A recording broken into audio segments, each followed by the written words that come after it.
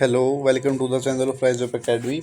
तो आज का अपना टॉपिक है फार्म मशीनरी एंड इम्प्लीमेंट्स कि हमारे जो एग्रीकल्चर के अंदर जोन से इम्प्लीमेंट्स यूज़ होते हैं, उनका किस किस पर्पज़ के लिए यूज़ किया जाता है, क्या कुछ काम होता है उनका, और वो उनकी जो कंस्ट्रक्शंस है, मतलब वो उनके अंदर जो पार्ट्स होते हैं वो क्या क्या नाम है उनका। तो सबसे पहले है फार्म पावर। जो फार्म पावर हमारा वो क्या है, एक इसेंशियल इनपुट है एग्रीकल्चर के अंदर, क्योंकि हमें क्या करने पड़ते हैं, फील्ड ऑपरेशंस करने पड़ते हैं कुछ, जैसे कि tillage, sowing, weeding, mulching, harvesting, threshing. कि अपने को क्या करनी पड़ती है, टिलेज करनी पड़ती है, बीज को बोना पड़ता है, वीडिंग करनी पड़ती है, कटाई करनी पड़ती है, थ्रेशिंग करनी पड़ती है। तो बहुत सारे काम है फील्ड के अंदर। तो इसलिए हमें क्या करना पड़ता है, फार्म पावर की ज़रूरत होती है। क्योंकि ये फार्म पावर ही क्या करेगी, अपना प्रोडक्शन है वो इंक्रीज़ भी करेगी, और जो अपने लैंड की प्रोडक्टिविटी है वो भी इंक्रीज़ करेगी। तो इसलिए हमें जो फार्म पावर हमारी वो एसेंशियल इनपुट है। अब जो फार्म पावर है वो अलग अलग टाइप की हो सकती है। तो फर्स्ट वन है ह्यूमन पावर, जो कि ह्यूमन की पावर खेत के अंदर यूज़ होती है। तो ह्यूमन की पावर किस चीज़ में यूज़ होगी, वीडिंग में भी हो सकती है, सोइंग के अंदर भी हो सकती है, हार्वेस्टिंग में भी हो सकती है, क्योंकि आप सिकल दराती से कटाई करते हैं आप वो चीज़। और जो अपनी राइस है, चावल है, उसके पौधे लगाते हैं आप, ट्रांसप्लांटिंग करते हैं, उसमें भी यूज़ हो सकती है। तो एक on an average a man develop nearly 0.1 HP और 75 वोट। कि अगर आप एवरेज बात करें तो एक बंदा 0.1 HP पावर जनरेट कर सकता है।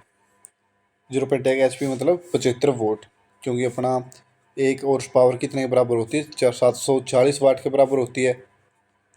तो on an average 0.1 HP power वो जनरेट कर सकता है। ठीक है।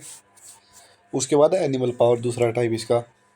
जो आजकल तो मशीन्स आ गई, लेकिन जो मशीन नहीं आई थी उससे पहले जो सबसे इम्पोर्टेंट सोर्स था पावर का पूरे वर्ल्ड में, वो यही था अपना एनिमल पावर। तो एक एनिमल है, ड्राफ्ट एनिमल, वो अपने बॉडी वेट का 10% अपनी फोर्स है, पावर है, वो जनरेट कर सकता है। अगर उसका वेट है 100 kg वेट है उसका, तो वो 10 न्यूटन की फोर्स है वो जनरेट कर सकता है। ठीक है। अब जो एनिमल्स अपने, उनका यूज़ कहाँ पे होता है, पहले प्लो के साथ उनको जोड़ देते थे टिलेज करने में, वो चीज़ें। और भी इनको अपना रोड ट्रांसपोर्टेशन में यूज़ होता है इसका। ठीक है। उसके बाद थर्ड है मैकेनिकल पावर। ऐसी पावर जो कि अपनी मशीन से आती है, जैसे tractor, power tiller, engine, self propelled machines वगैरह। तो जितनी भी सारी मशीन्स है, इनसे जो अपनी पावर आएगी वो अपनी कैसी पावर है, मैकेनिकल पावर। अब जो ट्रैक्टर अपने, वो भी 3 टाइप के हैं उनकी पावर के बेस पे। कि एक होता है 20 से 30 HP पावर का, एक है 31 से 40 HP पावर का, और एक 41 HP से उससे या ज़्यादा, उससे ज़्यादा पावर अपने को चाहिए होती, तो वो बड़ा ट्रैक्टर जो होता है अपना। तो जितने भी ट्रैक्टर बनते हैं टोटल अपने, उसका 25% ये ट्रैक्टर बनते हैं अपने 20 से 30 HP पावर वाले।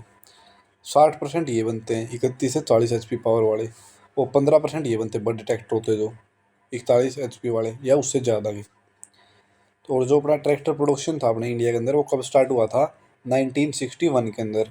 जो पहला ट्रैक्टर था वो बना था अपना आइसर। बनाया किसने था, MS आइसर गुड अर्थ कंपनी थी। और कहाँ पे बनाया था, ये फरीदाबाद के अंदर। तो ये क्वेश्चन इंपॉर्टेंट है कि ट्रैक्टर प्रोडक्शन स्टार्ट कब हुआ था, सबसे पहला ट्रैक्टर बना कहाँ पे था, कौन सा था, और किस कंपनी ने बनाया था। ठीक है। तो ये ट्रैक्टर हो गया। उसके बाद इलेक्ट्रिक पावर। तो इलेक्ट्रिक पावर हमें कहाँ पे स्टोर हो, कहाँ पे यूज़ होती है, अपनी वाटर पंपिंग। जो अपने वाटर पम्प्स होते हैं, ट्यूबवेल वगैरह चलते हैं, वो चीज़ें। Dairy industry, cold storage, farm product processing. कि किसी चीज़ की आप प्रोसेसिंग कर रहे हो जो फार्म से आ रही है, तो उसमें भी यूज़ होगी। कोई चीज़ की स्टोरेज कर रहे हैं, कोल्ड स्टोरेज, तो वो चीज़ भी, उसमें भी ज़रूरत होती है इलेक्ट्रिसिटी की अपनी। तो ये अपना क्या है, इलेक्ट्रिक पावर। तो यहाँ पे अपने टाइप्स ऑफ पावर थे। उसके बाद अपने आते हैं टिलेज इम्प्लीमेंट, कि ऐसे इम्प्लीमेंट जो कि टिलेज जुताई के अंदर काम आते हैं। तो सबसे पहले इंडिजिनियस प्लो। इसी को अपन देसी प्लो, वुडन प्लो या कंट्री प्लो भी बोल देते हैं। इसी पिक्चर आगे अगली स्लाइड में ये रही। तो ये अपना कैसा प्लो है, इंडिजिनियस प्लो, देसी प्लो, वुडन प्लो या कंट्री प्लो। ठीक है। अब ये क्या करेगा, जब ये अपना चलेगा ये आगे, तो वी शेप की क्या बनाएगा, फरो बनाएगा। वी शेप की क्या करेगा, फरो बनाएगा अपनी। तो वी शेप की जो फरो बनाएगा, उसकी डेप्थ और विड्थ कितनी होगी, 12 से 15 सेंटीमीटर तो उसकी डेप्थ होगी, और 15 से 20 सेंटीमीटर उसकी विड्थ होगी। जो अपना पलो था, इसके अंदर जितने भी पार्ट्स हैं, वो सारे के सारे लगभग लकड़ी के बने होते हैं, सिर्फ एक पार्ट को छोड़ के, जिसका नाम है शेर। ये शेर क्यों बना होता है, लकड़ी का क्यों नहीं बना होता, ये बना होता है आयरन का, क्योंकि जो अपना ये शेर है ये क्या करेगा, नीचे मिट्टी के अंदर पेनिट्रेट करेगा। अगर ये लकड़ी का हुआ तो ये टूट सकता है, इसलिए लोहे का बना होता है ताकि ये इजीली पेनिट्रेट कर जाए और ये काम करता रहे। और जो अपना ये है इसको आप बोलते हैं पोल शाफ्ट या बीम। तो ये ऊपर दिख रहा है आप लोगों को, ये अपना क्या है, हैंडल।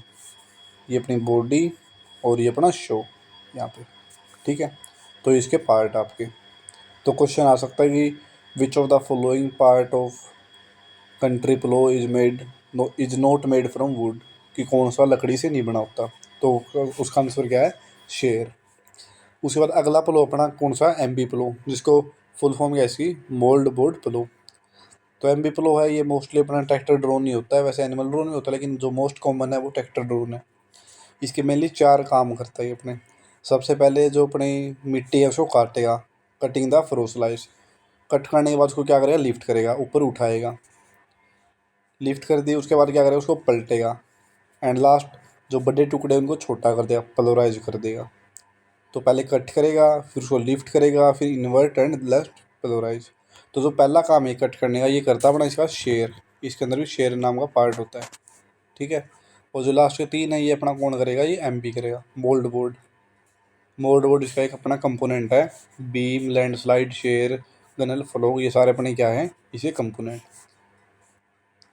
उसके बाद अपना जो एम बी प्लो है इसकी फ़ोटो अपनी, इसके अंदर के लिए लैंडस्लाइड है, इसका थोड़ा सा मेन काम होता है। जो लैंडस्लाइड है वो क्या करेगा, इसके जो साइड के अंदर जो फोर्स लगेगी, जो इसको धकेलेगी, तो उसको ये क्या करेगा, उसके अगेंस्ट ही अपना प्रेशर यानी जो ड्राफ्ट है वो लगाता है। यानी एक सीधा, बिल्कुल सीधी डायरेक्शन में चलता रहेगा वो। तो वो लैंडस्लाइड का काम है, वो सीधी डायरेक्शन में चलाना उसको, कि जो साइड की थ्रस्ट है वो, ताकि उससे वो अपने सीधी चलता रहे, डायरेक्शन चेंज ना हो उसकी। उसके बाद है उसका डिस्क प्लो, अगला टाइप डिस्क प्लो। तो जितने भी प्लो होते हैं अपने वो सारे के सारे प्राइमरी टिलेज इम्प्लीमेंट्स होते हैं, प्राइमरी टिलेज करते हैं वो। तो ये भी प्राइमरी टिलेज इम्प्लीमेंट अपना। इसका जो डिस्क है उसका साइज़ कितना है, 60 सेंटीमीटर, 90 सेंटीमीटर, जिस एक्सिस पे अपने लगे होते हैं। इसके अंदर 2 एंगल होते हैं, एक होता है डिस्क एंगल, एक होता है टिल्ट एंगल। अब इसके बारे में कि कितना ये डिस्क एंगल और टिल्ट एंगल होता क्या है वो आप लोगों को नहीं पढ़ना, ज़्यादा डिटेल में हो जाएगा। बस याद रख लो जो डिस्क एंगल अपना, वो डिस्क एंगल अपना होता है 42 से लेके 45 डिग्री। डिस्क एंगल कितना है, 42 से लेके 45 डिग्री, ठीक है। और जो अपना टिल्ट एंगल है वो अपना कितना है, 15 से लेके 25 डिग्री। कितना है, 15 से लेके 25 डिग्री, बढ़िया प्लो होगा, ठीक है। तो ये आपका ये एंगल है। तो ये भी अपना वही प्राइमरी टिलेज इम्प्लीमेंट है जो अपना डिस्क प्लो है। उसके बाद अपना इसके अंदर एक चीज़ होती है जो लगा हुआ, इसका नाम है क्या, स्केटियर।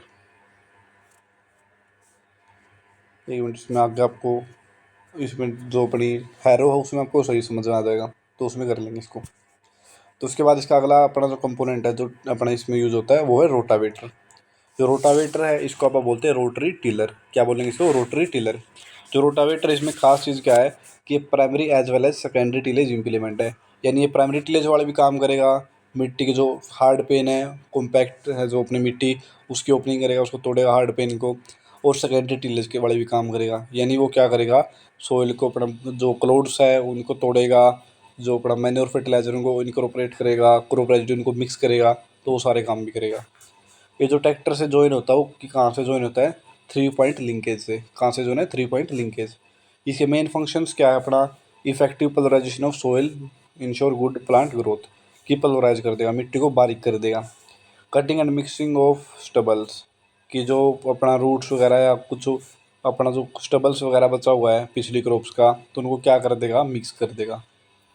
And levelling the field, field को लेवल कर देगा।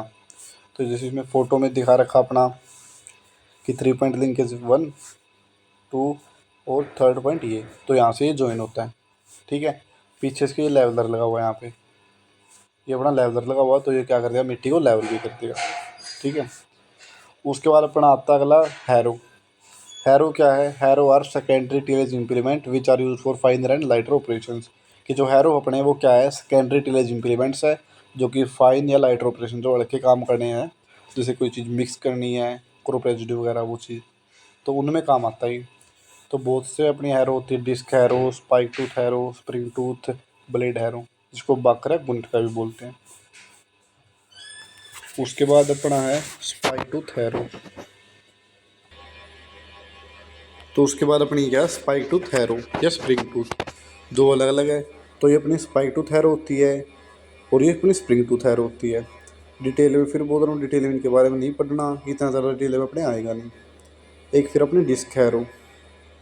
डिस्क हैरो इसमें वही अपनी ये डिस्क होगी, साथ में इसमें जो एक ही कंपोनेंट होगा ये रहा, जो कि क्या करेगा अपना, मिट्टी को क्या करता है ये वाला अपना कंपोनेंट है। यहाँ पे जो डिस्क है अपनी, अगर उसके ऊपर मिट्टी चिपक जाती है तो उसको क्या करेगा, मिट्टी के ऊपर चिपकने नहीं देगा। कि अगर मिट्टी चिपक गई तो वो काम नहीं कर पाएगी ठीक से, डिस्क वो नीचे मिट्टी में जाएगी तो वो ठीक से वो काम नहीं कर पाएगी। तो इसलिए जो मिट्टी है इसको यहाँ से वो चिपकने नहीं देगा। ठीक है, तो ये अपने क्या है इसमें डिस्क हैरो में। और जो अपना कंपोनेंट है जो ये मिट्टी को चिपकने नहीं देगा, इसका नाम क्या अपना, स्क्रैपर। ये जो दिख रहा है आप लोगों को, क्या नाम इसका, स्क्रैपर। तो क्वेश्चन आ सकता है जो स्क्रैपर है वो किसका पार्ट होता है। वो डिस्क हैरो का भी पार्ट होता है और डिस्क प्लो का भी पार्ट होता है।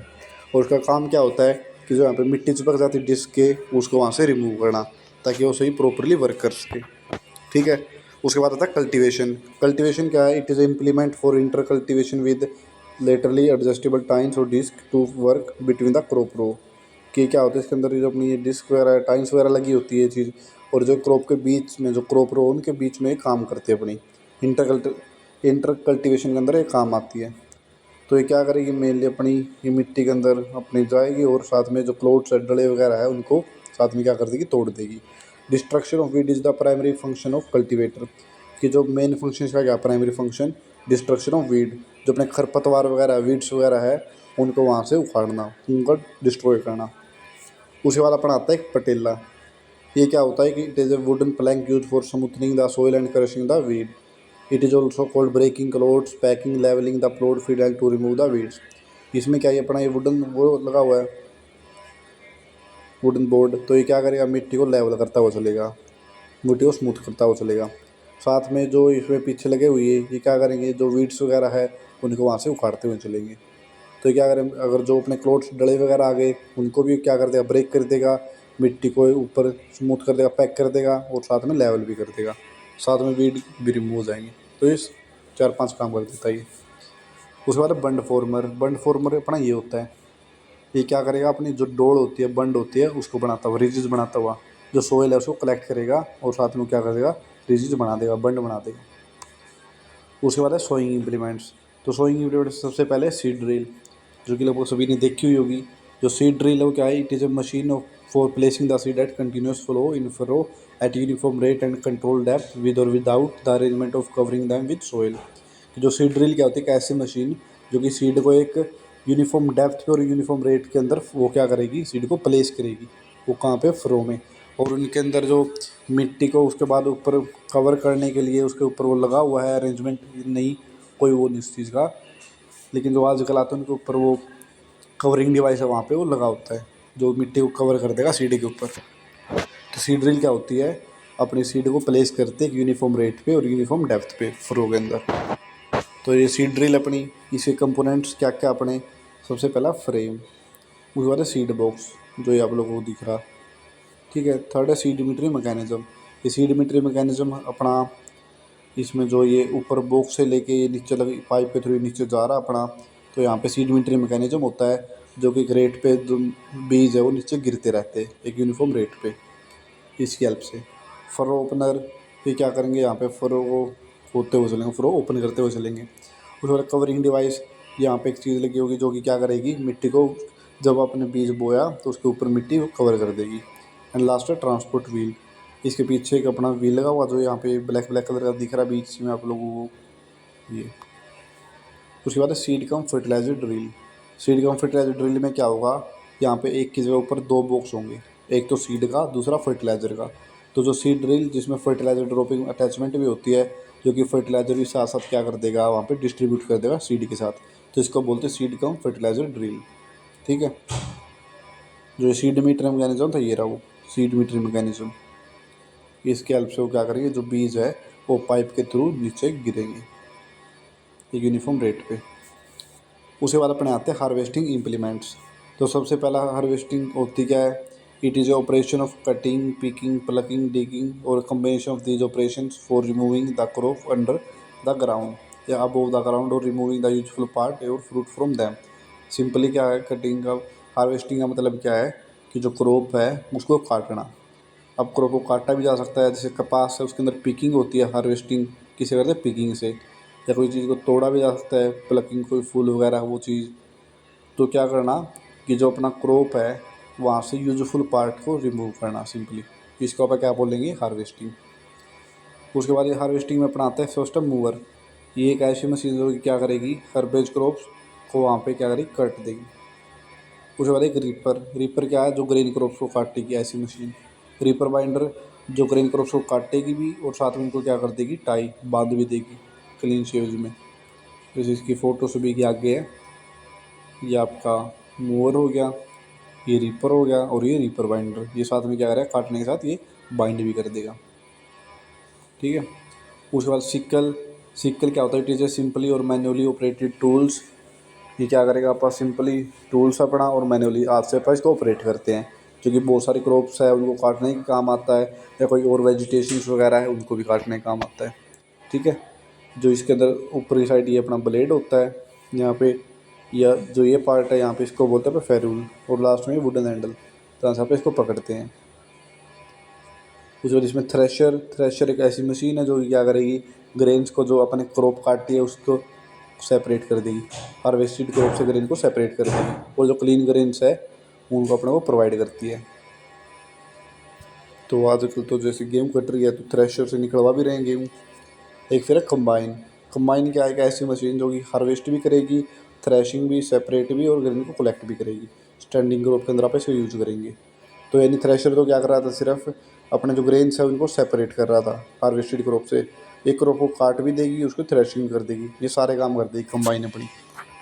तो अपनी ये होगी।